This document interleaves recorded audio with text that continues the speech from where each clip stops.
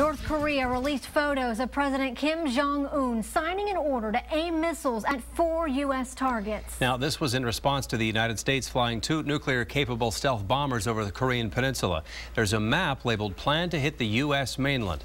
In the background of this picture, the map has 4 lines showing missile trajectories. Now, one website zoomed in on the map and had an outline of the states. One line leads to Hawaii, others go to L.A. and Washington, D.C. The last line stops right near Austin. And a picture printed in a North Korean newspaper seems to suggest exactly that, a target of a missile attack. Yeah, the map shows rocket flight paths aimed for Hawaii, Washington, D.C., Los Angeles, and Texas, as Robert just mentioned. But Stratfor, an Austin-based global intelligence company, thinks the map is dated. They've got an older map from when Bush was president, and what they're when hitting Texas would have been a symbolic target. Former President George W. Bush's connection to Austin may explain why Texas would be a target, but it's not exactly striking fear into the hearts of people here. Chris Sadeghi has more on how the threats are being received. Well, attacking Austin is not very realistic, and it also would not make sense for North Korea, so the threats are giving a lot of people, including those at City Hall, a reason to laugh. Their people are denied human rights, ruled by dictatorship that has threatened nuclear warfare for years, and a picture of a map shows Austin in their crosshairs.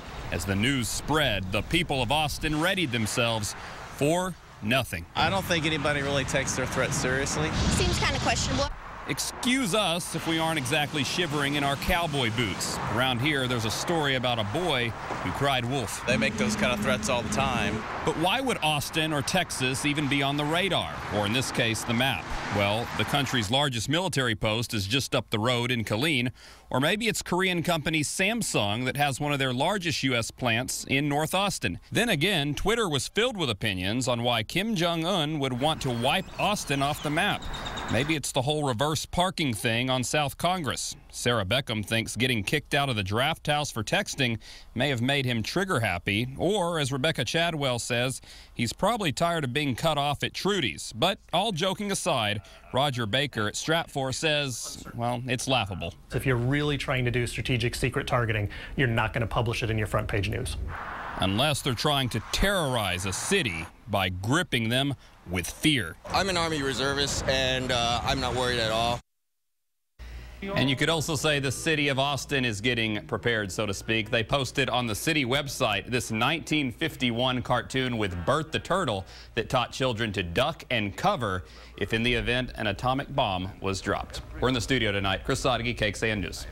Looking in depth now, while maybe not in Austin, there does seem to be a real threat to the U.S. Right now, there are about 54,000 U.S. troops stationed in the East Asia Pacific region.